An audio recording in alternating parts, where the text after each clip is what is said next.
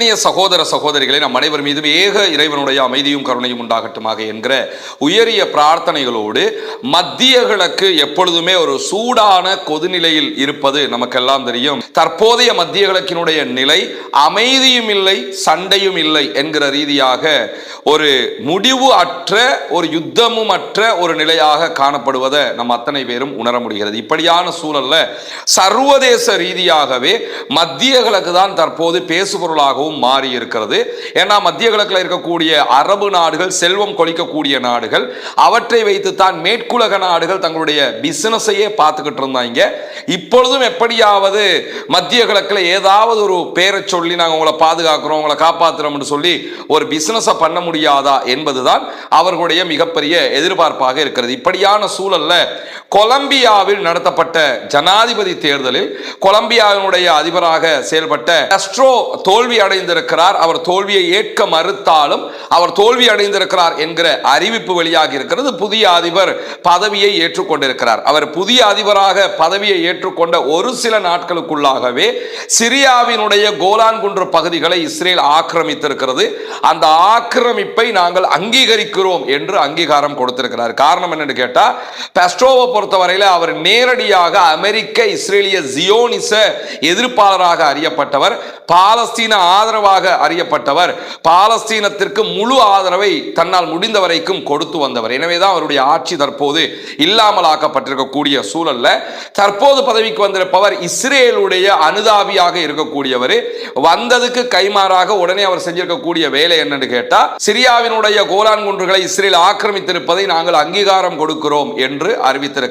இந்த அங்கீகாரத்தை இன்றைக்கு சிரியா கடுமையாக கண்டித்திருக்கிறார். அதே நேரம் சவுதி அரேபியாவும் சிரியா தொடர்பாக இன்றைக்கு இந்த விவகாரத்தில் மிக முக்கியமான கண்டனங்களை வெளியிட்டிருக்கக்கூடிய செய்திகள் வெளியாகி இருக்கிறார். அதே நேரத்தில் கடந்த ஒரு வாரங்களாக ஆக்கிரமிக்கப்பட்டிருக்கக்கூடிய மேற்கு கரை வெஸ்ட் பேங்க் பகுதிகளில் பாலஸ்தீனத்தினுடைய இஸ்ரேலிய ஆக்கிரமிப்பு படைகளும் இஸ்ரேலில் இருக்கக்கூடிய யூதர்களும் இஸ்லாமியர்களுக்கு எதிராக 500க்கும் மேற்பட்ட சுமார் 504 தாக்குதல்களை நடத்தி இருக்கிறார்கள்.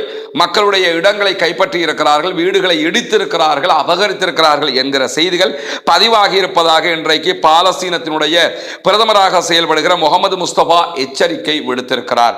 இப்படி அநியாயம் தொடர்ந்து வெஸ்ட் பேங்க்ல நடைபெறுகிறது என்கிற செய்திகள் வெளியாகி இருக்கக்கூடிய காட்சிகளையும் நம்ம பார்க்க. இந்த சூழலுக்கு மத்தியில தான் நமக்கெல்லாம் தெரியும், சவுதி அரேபியாவுக்கும் யமன்ல இருக்கக்கூடிய ஹூதி படைப்பிரிவினருக்கும் இடையிலான சண்டைகள் உக்கிரமடைந்து கொண்டிருக்கிறது. சவுதி அரேபியா யமன்ல இருக்கக்கூடிய இன்னொரு சாராரை ஆதரித்துக் கொண்டிருக்கிறார்கள். அந்த ஆதரவையும் யமன்ல இருக்கக்கூடிய ஹூதிஸ் ஏற்றுக்கொள்ளவில்லை.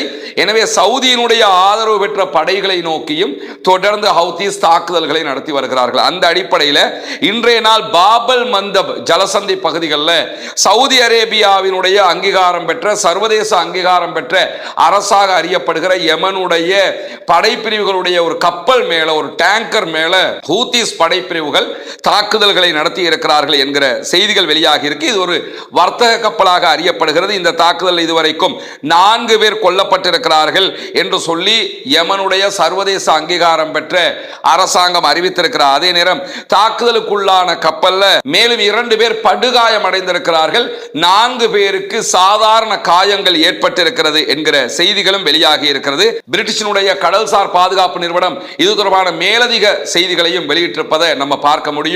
இந்த தாக்குதலுக்கு பாலிஸ்டிக் ஏவுகணைகள் பயன்படுத்தப்பட்டிருக்கிற அதே நேரத்தில் இந்த கப்பலுக்கு தாக்குதல் ஏற்பட்டதோட அந்த கப்பலை பாதுகாப்பதற்காக சவுதியினுடைய அங்கீகாரம் பெற்ற படைகள், யமனுடைய படைகள் அந்த இடத்துக்கு போன நேரத்தில் அவர்கள் மீதும் இன்றைக்கு தாக்குதல்களை நடத்தி இருக்கிறது ஹூதிஸினுடைய படைப்பிரிவு என்கிற செய்திகளும் மேலதிகமாக வெளியாகி இருக்கிறது. எனவே தொடர்ந்து ஹூதிஸ் செங்கடல் பகுதிகளில் சவுதியினுடைய எந்த கப்பல்களோ சவுதியினுடைய ஆதரவு பெற்றவர்களுடைய கப்பல்களோ பயணிப்பதற்கு அனுமதிக்க முடியாது என்பதில் மிக தெளிவாக இருக்கிறார்கள் என்பதை நம்ம பார்க்க முடிகிற அதே நேரத்தில் இன்றைக்கு வெளியாக இருக்கக்கூடிய மேலதிகமான இன்னொரு முக்கியமான செய்தி என்னன்னு கேட்டா, ஈராக்கினுடைய வடக்கு பகுதிகளில் இருக்கக்கூடிய குர்திஷ்களுடைய ஒரு முக்கியமான எதிர்கட்சிகள் சார்ந்த கட்சி தலைமையகத்தின் மீது ஈரான் இன்றைக்கு ஏவுகணை தாக்குதலை நடத்தி இருக்கிறது என்கிற செய்திகள் வெளியாகி இருக்கிறது.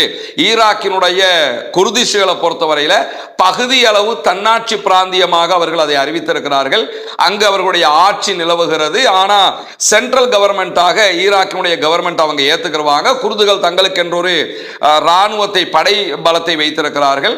அதே நேரத்தில் துருக்கி அவர்களுக்கு முழுமையான ஆதரவை கொடுக்கிறது. குர்துகள் தங்களுடைய பிரதமர் என்றும் ஒருவரை வைத்துக் கொண்டிருக்கிறார்கள். இப்படியான சூழல்ல தான் குர்துகளுடைய பிராந்தியத்தில் அமைந்திருக்கக்கூடிய கோமாலா என்கிற ஒரு கட்சியினுடைய தலைமையத்தின் மீது இந்த ஏவுகணை தாக்குதல்கள் நடைபெற்றிருக்கிறது என்று அந்த கட்சியினுடைய ஜெனரல் செக்ரட்டரி விடுத்திருக்கக்கூடிய செய்திகளில் சொல்லியிருப்பது மட்டுமல்லாமல், மதிய நேரத்தில் இந்த தாக்குதல் நடத்தப்பட்டதாகவும், இந்த தாக்குதல் முன்கூட்டியே தெரிவிக்கப்பட்ட காரணத்தினால அந்த தாக்குதலின் போது அங்கு யாருமே இருக்கவில்லை என்று சொல்லியும், கட்சி தலைமையகம் தான் முழுவதுமாக தாக்குதலுக்கு உள்ளாகி இருக்கிறது என்கிற செய்திகளும் இன்றைக்கு வெளியாகி இருக்கிறது. இஸ்ரேலுக்கும் அமெரிக்காவுக்கும் இடையிலான யுத்தம் ஆரம்பித்ததிலிருந்து குர்துகளுடைய பகுதிகள் மேல பல தடவை தாக்குதல்களை நடத்தி இருக்கிறது ஈரானுடைய IRGC படைப்பிரிவு. கிட்டத்தட்ட 102 தடவைகள் ஏவுகணை தாக்குதல்களையே நடத்தி இருக்கிறார்கள் குர்துகளுடைய படைகள் மீது என்கிற செய்திகளும் வெளியாகி இருக்கிறது. குர்துகளை பொறுத்தவரை ஏற்கனவே நம்ம சொன்ன மாதிரி துருக்கியினுடைய ஆதரவு பெற்றவர்கள், சன்னி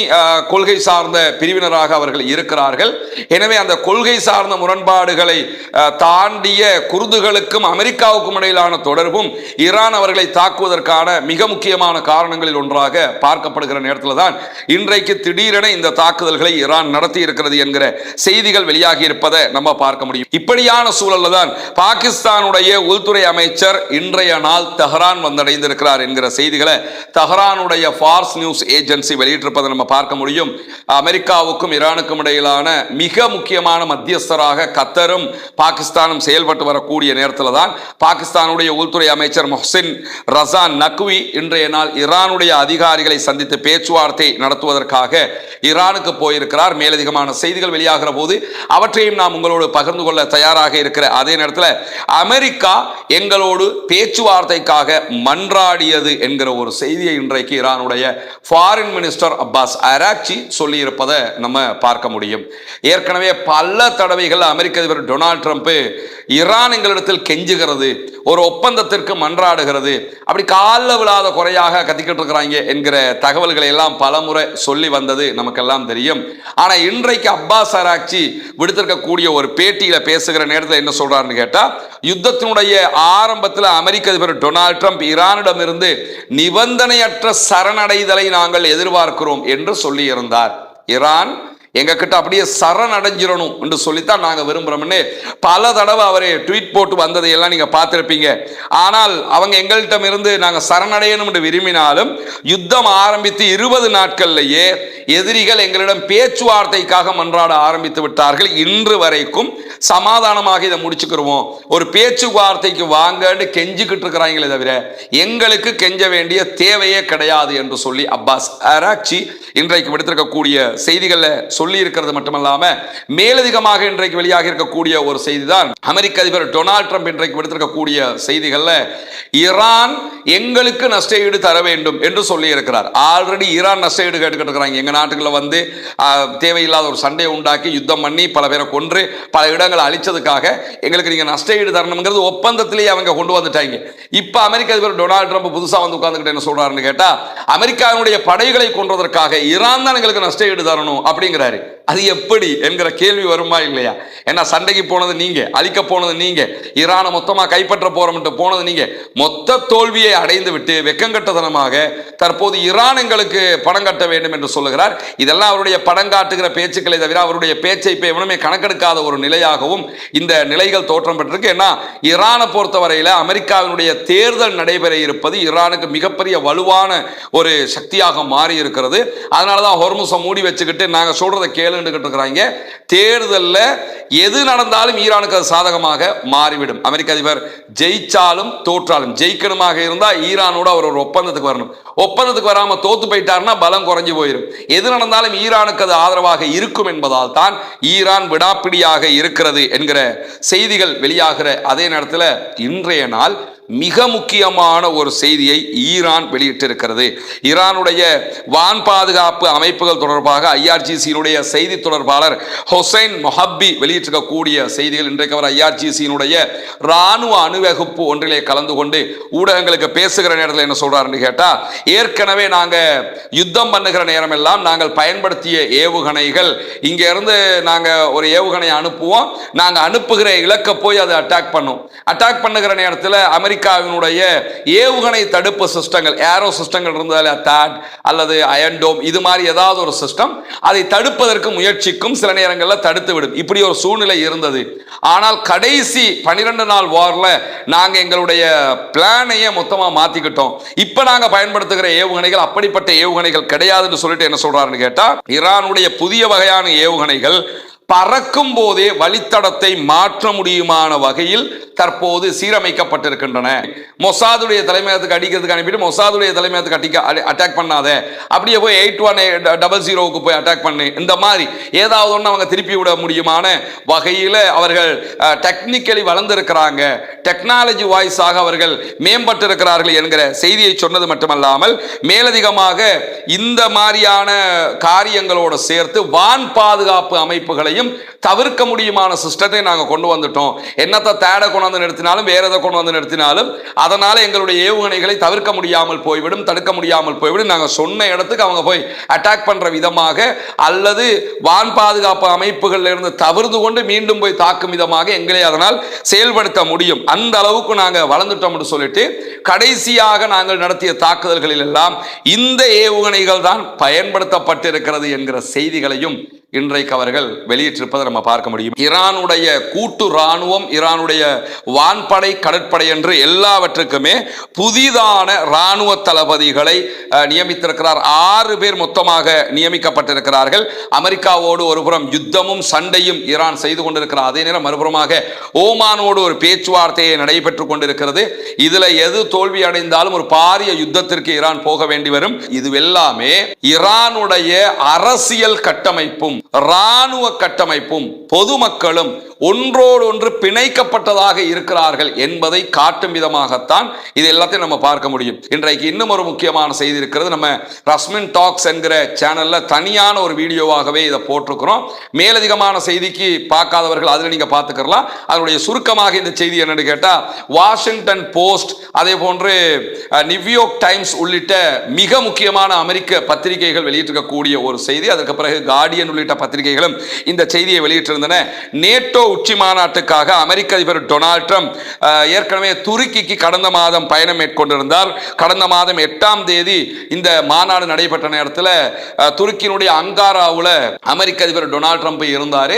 அவர் ரிட்டர்ன் பிரித்தானியாவுக்கு கிளம்புகிற நேரத்தில் ஈரானுடைய ப்ராக்சிஸ் அமைப்புகளிடமிருந்து, அது யமனில் இருக்கக்கூடிய ஹூத்திஸாக இருக்கலாம் அல்லது வேறு யாருமாக இருக்கலாம், அமெரிக்க அதிபர் டொனால்ட் ட்ரம்பின் மீது தாக்குதல் நடத்துவதற்கான வாய்ப்பு இருக்கிறது என்கிற துல்லியமான செய்திகள் அமெரிக்க உளவுத்துறைக்கு கிடைச்சதோட உடனே அமெரிக்க அதிபரை பாதுகாக்கணும்னு சொல்லி வேறு ஃபிளைட்டுக்கு அவங்க மாத்திருக்கிறாங்க. வேறு ஃபிளைட்டுக்கு மாத்தினது பிரச்சனை இல்லை, மாத்தின முறையை நினைச்சா தான் காமெடியாக இருக்கிறது. என்னன்னு கேட்டா, அமெரிக்க அதிபர் டொனால்ட் ட்ரம்ப் ஃபிளைட்டுக்குள்ள போற மாதிரி போறாரு, அவருடைய ஏர்ஃபோர்ஸ் ஒன்னுக்குள்ள. இது கத்தாரால் அன்பளிப்பு செய்யப்பட்ட மிக பிரம்மாண்டமான பறக்கும் வெள்ளை மாளிகையாக உருவாக்கப்பட்டது. 400 மில்லியன் அமெரிக்க டாலர்களுக்கு மேல செலவு செய்து வாங்கப்பட்ட ஒரு விமானம். அவர் விமானத்துக்குள்ள போறாரு.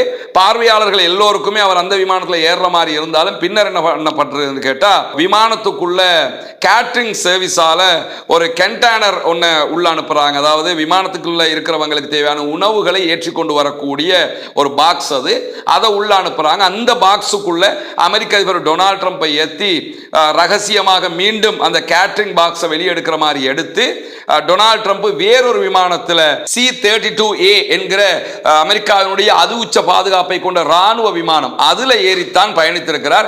பார்க்கிறாக்களுக்கு அவர் வலிமையான விமானத்தில் போன மாதிரி இருக்கும். ஆனால் அவர் அதில் போகல. ஈரானுடைய தாக்குதலுக்கு பயந்து அமெரிக்கன் ராணுவத்தினுடைய வேறொரு விமானத்தில் பயணிக்கிறார். இது ரகசியமாக மேற்கொள்ளப்பட்ட ஒரு பயணம். முதல்ல பிரித்தானியாவுக்கு அவருடைய அந்த ரகசியமாக பயணித்த சின்ன விமானம் போய் இறங்குது. அதுக்கு பிறகு ஏர்ஃபோர்ஸ் ஒன் வந்து இறங்குகிறது. இந்த செய்திகளை மிக துல்லியமாக சேகரித்து வெளியிட்டிருக்கிறது நியூயார்க் டைம்ஸ், அதே போன்று வாஷிங்டன் போஸ்ட் ஆகிய பத்திரிகைகள். இன்றைய நாள் மிக முக்கியமான இடத்தை இந்த செய்திகளும் பிடித்திருக்கிறது. எனவே ஈரான் எந்த நேரத்திலும் நம்மளை தாக்கலாம், ஈரானுடைய வல்லமை அப்படிப்பட்டது, ஈரானுக்கு அந்த பலம் இருக்கிறது என்கிற அச்சம் அமெரிக்காவுக்கும் அமெரிக்காவுடைய அதிபருக்கும் அமெரிக்காவுடைய உளவுத்துறைகளுக்கும் எப்பொழுதும் இருக்கிறது என்பதற்கு இது ஒரு முக்கியமான சான்றாக இருக்கிறது. என்னதான் நாங்க பெரிய வல்லவைங்க, பெரிய ஆயுதம் உள்ளவைங்க, எங்களை விட்டு ஆள் கிடையாதுன்னு நினைச்சாலும் ஈரான் நினைத்தால் அமெரிக்க அதிபரை போட்டு தள்ளிட முடியும் என்கிற பயம் அவர்களுக்கு உச்சமாக இருக்கிறது. அதன் அடிப்படையில் தான் ஈரானுடைய செய்தியை கேட்டதோட இப்படியான ஒரு நிலையை எடுத்து சாப்பாடு கொண்டு வர பாக்ஸுக்குள்ள ஒழிச்சுக்கிட்டு இன்னொரு பிளைட்டுக்குள்ள மாறுற அளவுக்கு அமெரிக்க அதிபர் டொனால்ட் ட்ரம்பினுடைய நிலை ரொம்ப பரிதாபகரமான நிலையாக மாறி இருப்பதையும் நாம் புரிந்து கொள்ள முடியும். எனவே இன்றைக்கு வெளியாக இருக்கக்கூடிய செய்திகளுடைய மிக முக்கியமான தொகுப்பை தான் உங்களோடு பகிர்ந்து கொண்டிருக்கிறோம்.